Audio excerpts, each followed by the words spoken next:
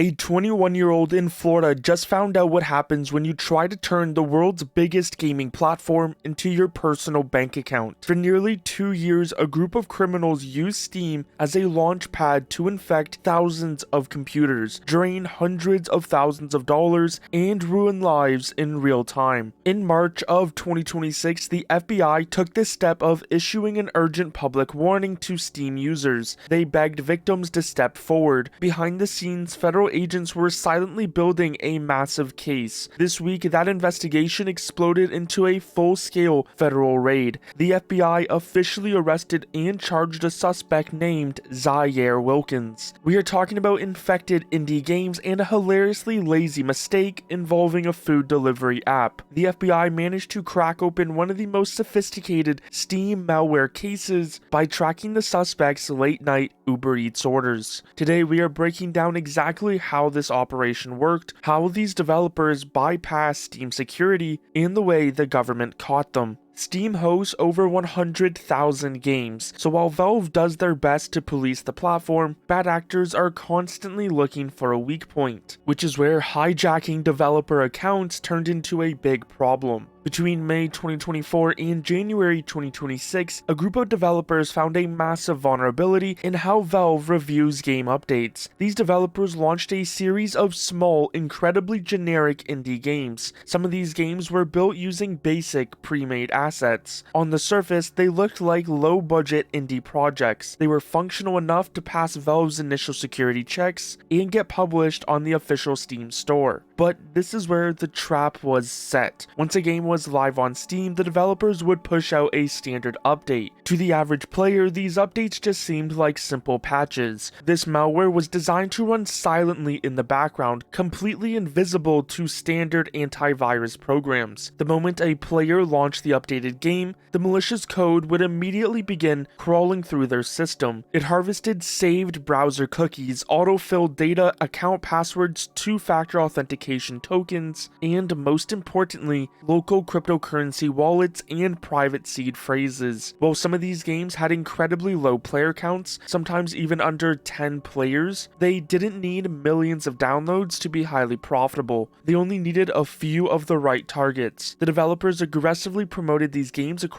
Discord, Telegram, X, and LinkedIn. According to the official 15-page federal criminal complaint, the hackers managed to infect approximately 8,000 individual devices and gain unauthorized access to 80 cryptocurrency wallets. In total, they stole at least $220,000. One of the most devastating examples of this occurred live on stream. A streamer named Rostaland TV was running a live charity stream to raise money for his cancer treatment. During the broadcast, he downloaded and launched Block Blasters. The moment the game executed, the background malware instantly detected his local cryptocurrency wallet, and within minutes, $32,000 in funds was drained directly out of his wallet. This brings us to the federal investigation. In March of 2026, the FBI released a public seeking victim information portal. They worked directly with Valve to identify everyone who had downloaded the infected titles. Although the games were already removed from Steam at this point, Valve sent out warning emails directly to affected accounts. At the time, some people assumed the hackers were safe, operating out of some far-off country with no extradition treaty. The reality was different. While the FBI was doing their investigation, federal agents executed a search warrant on the residence of the group's primary developer. When they seized his electronic devices, they uncovered a goldmine of evidence. They found encrypted signal chat logs with a user named Siebel ETH. Siebel was the mastermind financing the entire operation. In one chat, records showed Siebel ETH paying $10,000 in cryptocurrency to purchase a highly advanced remote access Trojan program. The developer and Siebel ETH spent months discussing how to run their malicious draining campaigns, coordinating which social media platforms to target, and celebrating their successful thefts. The primary developer was caught red-handed, but the FBI still had a massive problem. Siebel ETH was seemingly using highly encrypted messaging apps and doing everything he could to remain completely anonymous. So to trace Siebel back to a real name and physical address, the FBI had to follow the money. This is where some people often believe that cryptocurrency makes them completely invisible. They think that as long as they don't deposit the money directly into a traditional bank, the government can't touch them. But the blockchain is public. Every transaction is recorded, and the FBI has some of the best blockchain analysts in the world. Agents tracked the stolen Bitcoin flowing out of the victims' wallets and watched it land in a specific central wallet tied to the situation. From there, the hackers didn't send the money to a standard crypto exchange.